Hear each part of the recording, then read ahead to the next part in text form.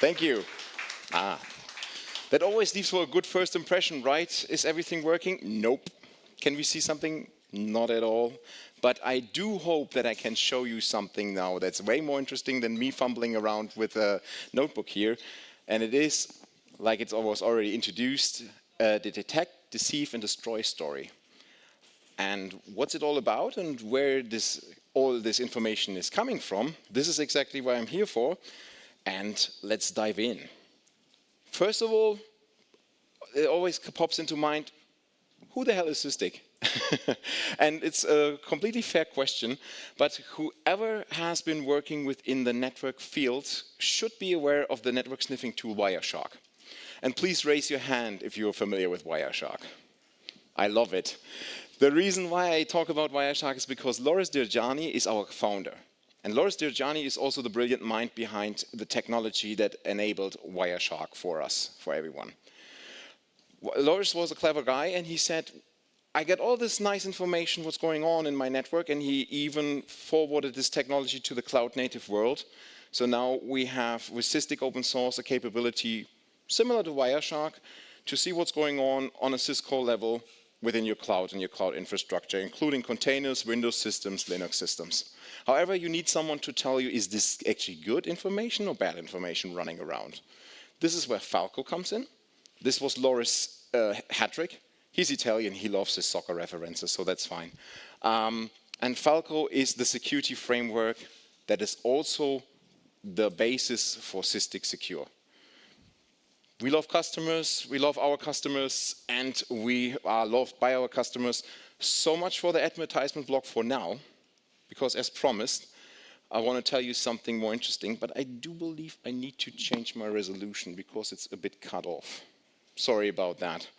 While still fumbling around, yeah, thank you so much. When this is when this is sorted out, that always leaves a good impression, right? So when we are back, I will talk about well-known attack campaigns we have seen in the past. Reveal was the first one, Red Lab was the second one, and the third one is SCARLETEEL. Reveal was, it's okay, if we can skip this slide, that's okay. Then let's move on with what we have. So some stuff is cut off, but don't worry about it. So Reveal is the first one. Medibank was the victim here, and it was a very common attack campaign and very straightforward and simple. They had leaked access information. This was sold for a pretty penny on the dark web, and from there it was basically a self-run because the attacker did nothing more than acquire the data, get himself into the network, made sure he stayed there with VPN access, with users, and so on. And basically, if you search Reveal, you will see that they have, and it also stands here, that they lost medical records in the money wells of 80 million Australian dollar, I believe it was. Nothing you want to be famous for. The same way I don't want to be famous for fumbling around with my notebook. The second one is LabRat. LabRat is a vulnerability which is still found to this day within GitLab environments. Don't get me wrong, I don't want to say GitLab is bad, don't use it. On the contrary, I love GitLab very much and I use it myself. But as you know, we all are just humans and we always have to caught up with vulnerabilities. And the same goes for GitLab environments.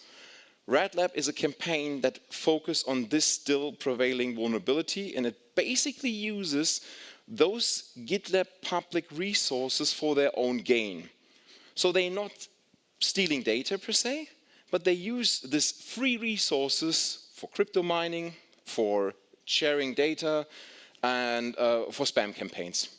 So if you get those nasty little emails or whatsoever pop-ups on your phone, this could be one of the reasons why it's still so very active. And the last one, the most dear to me, is SCARLETEEL. As you can see from my shirt, we at Sysdig, we love our sea creatures. And this is why you will see this eel in the name. Because this campaign was detected by Sysdig. And It basically is a very complex and still fully automated multi-layered security attack within a cloud-native environment. And I'm not just talking about containers or Linux, I'm talking about the whole package. From access management, database management, access rights, deploying new resources. And since I believe this is quite interesting, I'd like to suggest let's dive a little bit deeper into that. So if we put SCARLETEEL into a picture, this is basically how this can be summarized. Step one is the most common way to enter and exfiltrate a system, vulnerabilities. Again, I have to emphasize it. And in this case, I have found there are multiple versions of SCARLETEEL. And this version is Jupyter, a Jupyter notebook that has been compromised. Now it's getting interesting. Instead of just moving forward and trying to hide himself a little bit with spawning child processes and trying to get the goods of the customer of this environment, the first thing that the attacker does is getting the day-to-day tools, like AWS CLI tools, Docker management tools, Kubernetes, kubectl, you name it, and to distract, they download crypto mining, they download Meraki spamming network tools, and they do that not because they want to gain some money from the crypto mining, because hey, let's face it, this phase is over. You can still play around with it, but no attacker is going to get rich anymore by that. But it still creates noise in every security tool. And while this is happening, and we as humans, we see the red alerts, start running, get this crypto miner off my system, it costs me money in the cloud. He's going to the next step and preparing while the security team is distracted, his next step, and using day-to-day tools and vulnerabilities to get his data and move along inside the cloud. And by the end, that he will enumerate, he has such a big influence of the cloud that he basically owns it. And I will show you this in a not live demo, sadly. I don't pray to the demo gods, not enough. You saw that with my notebook again, but I have a real-time video. Before I start the video, and I will talk about it, just a little bit about the steps. So in regards of vulnerabilities, I like to talk about the story about windows and hammers. The windows are the vulnerabilities. So you have your windows inside of your applications, and I'm not referring to Microsoft Windows here, and the hammers are the exploits. So this is basically the tool you use to smack into the window and get access where you shouldn't belong in. So of course, everyone here is well known about vulnerabilities. And if you just look for Jupyter Notebook vulnerabilities, this was a simple search. Snyk is our beloved partner. And you can already see 4 cross-site scripting vulnerabilities with one simple search. So eat your heart out in regards of the vulnerability usage. Then, of course, the question land and expand. What does the attacker uses in our case? And I have to emphasize, this is not like Hollywood, where he's sitting in a dark corner with his hood and he's doing some magic on his keyboard. It is day-to-day configuration tools. AWS CLI, Docker administration, Kubernetes, kubectl. And if he still needs more information where he can break in, and he needs to do some lateral movement or lateral research, they also usually do not relate to self-written code because it's already there, free of charge.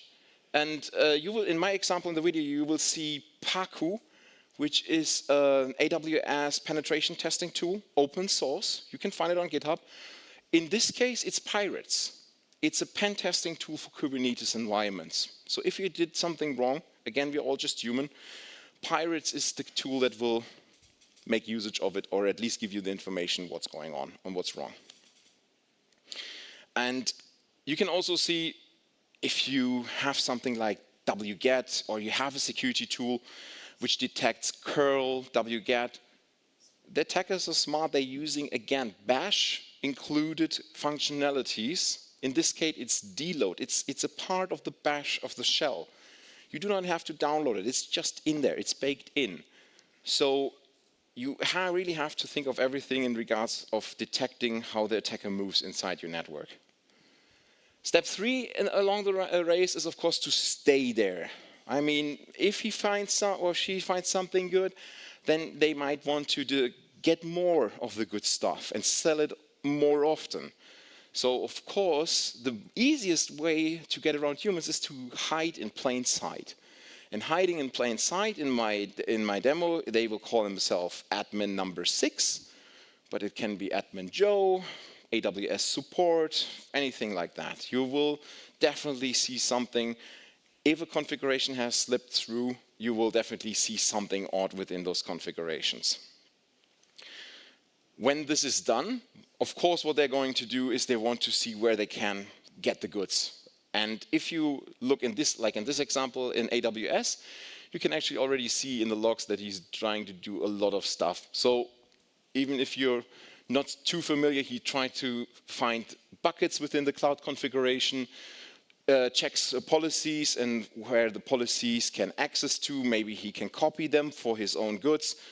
So you see there's a lot of movement. And if you have a lot of stuff going on in your cloud, I mean, this is filtered now. This is pre-filtered, but it will get lost in the noise. And the last is, this is why I had the catchy naming, detect, deceive, and destroy.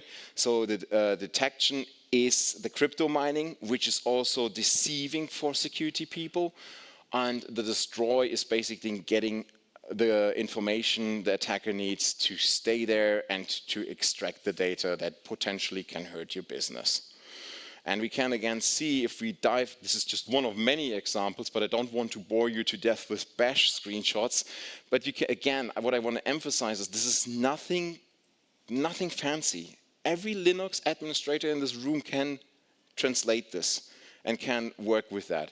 It's absolutely no magic. It's all tools you have in usual AWS and whatsoever Linux distributions up and running. And in regards of destruction, we can see here also that this attacker has mounted their own S3 bucket to gain access or to basically to exfiltrate the data more easily. It's just nothing more like a copy and paste command in the end. But as promised, enough of the theory. And let's pray to the Windows gods that I can switch over to my video. Just a second here. Sorry about that. There we go. There it is. Okay, as promised, let's see this in action. This is done in real time. And this is also why I choose the video format, because if you want to stop the time, we will have about 10 minutes until this attack is done. And the first thing they did again, they're using the vulnerability to get access. In this case, it's a Java vulnerability, so it's not Jupyter Notebook. And what they're basically doing is making sure that they can stay there with a reverse shell. So in this case, netcat has been downloaded in the previous screen. The netcat remote shell command is executed. And now we check if we got root access, so if we can do our damage. By the way, you will see a screen on the right side. This is our Sysdig solution, Sysdig Secure, which will gather the information in real time what the person is trying to do. There we go. So we see that a new shell has spawned, which is usually connected to a reverse shell. We see that someone is writing below root. And while we monitor what's going on, the attacker is now one step further. He used the AWS tools to get into the IMDS database, and you can read through that. This is public knowledge. You can read through IMDS exploit mechanisms and how you can access the IMDS, sorry for that, to gain access to get more information. And he did so. He stole the first credentials, already downloaded the crypto mine. You see, it's so fast, even I have a hard time catching up here. Now the crypto miner is in place, it's distracting, and while people start running, he's already on the next step. He's catching his stolen assets, his stolen access, and is trying to see how far he can get inside of the account he's currently in. So now we can see that, again, using AWS basic tools to see the policies that are currently in place, what he can use for his own gain. And after he already tried, well, no, now he's using Paku, the other open source tool, to gain more information where he can use his stolen credentials and see where he can move forward. Now you can see he found an access key and secret key for an admin account, which is fittingly named admin6. This is what I mentioned before. He copied it down there. And now it's getting really criminal because now with the additional tools, of course, the travel goes on. He wants to move further into the system. And meanwhile, while he's doing his nasty things like creating new users, we are there. We are there with the goodness of Wireshark legacy technology, or now modern day technology with Falco and Sysdig Secure, to catch all his steps along the way. I did not want to bore you with our different detections because this is, I believe, the more interesting part. But you can very nicely see that we are along the journey of the attacker, we are there. So now, what I missed while I was showing our tool again, the attacker tried to gain footing in the current account. He did not find anything of value, so now the lateral movement starts, and with the gained roles he's now assigning to himself, he can now also move into the child AWS account or another part of the organizational account. So as you can see, it's getting very critical. He's not only running around in a single container anymore or a workstation. Now he's moving laterally, and he found something that piqued his interest. He found RDS, which is the database service of Amazon, that piqued his interest. He found roles that he could apply to himself. But now, of course, he needs to access this database. I mean, to find the information is one thing, but of course he wants to gain access. And what he basically does, he takes the role that would allow his user to access the database, and he does something very smart. Instead of creating another user, he's booting up a complete new EC2 instance and is inheriting him exactly this access right, this role. This allows the EC2 instance to gain access to the database. Now he's double confirming. He is in the EC2 RDS1 group. And the next step, if I'm not mistaken, this is the part where it's getting a little bit slow because of a lot of double checking, because of a lot of checking if the access right is right. But as soon as every tick in the box is done, he will basically download a MySQL client. Again, no magic behind it, very simple stuff. There we go, even the notification says it. They're going to start the new EC2 instance with the found credentials attached. We will also see that he will make sure that he can access this EC2 instance directly via SSH. So he does not need to fumble around with reverse shells or vulnerability exploration. He just can use PuTTY and get himself again into the virtual machine he just spun up. It can't get more sticky for the attacker than this. And as soon as this is up and running, again, yes, we detect when new instances and changes in the clouds are happening. This is what we want to emphasize here as well. This is the public IP he found out, so he can connect to, again, when the connection, the reverse shell dies or whatsoever. And as soon as he's in there, now is the connection part where he gets into the virtual machine with the found public IP. This is the first time he connects, of course. And the next step, what he's going to do, a little spoiler ahead here, he will install with a sudo apt. Very, very, very simple. He will basically install the MySQL client utility so he can finally connect to the machine. And we will see here in a second, I believe everyone that has installed the package before, this is not too interesting. Interesting is going to be you will see the table. That he will open the database and basically the attack is done. He's not only got access to the complete cloud environment because of lateral movement, but he also got access to the goods of the company. and in a second, there we go. Now we are in MySQL. He will now show the databases, customer data, jackpot for the attacker, I'd say, and he will basically show you in a second the shopping information of Cyberdyne customers, and he will have a lovely weekend, I can tell you that. There are quite some credit card informations in there, including all the good you need, like the security information and such. There we go. Done deal. And as you noticed, even though I stumbled over my own tongue here and with all my technical difficulties, this was so fast. This was really fast, and it was a real simulated attack. We, as Sysdig, detected, and our Sysdig threat research team was writing about in news, in blogs. So if you search SCARLETEEL, you will find that again. And it's a real campaign. So 10 minutes to pain. Marketing loves stuff like this. So now let's see if I can get my slides back on.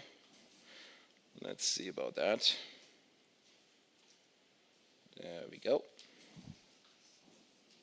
Yeah, I can jump here a bit. Yeah, that's good. There we go. So what we've learned, besides me holding you back from your lunch, is that attacks are multi-layered.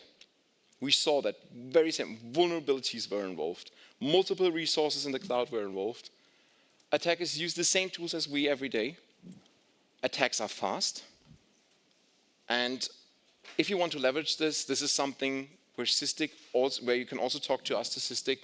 We measure this with the 555 benchmark. So you should be able to detect stuff like that within 5 seconds, as we have been seen in our UI.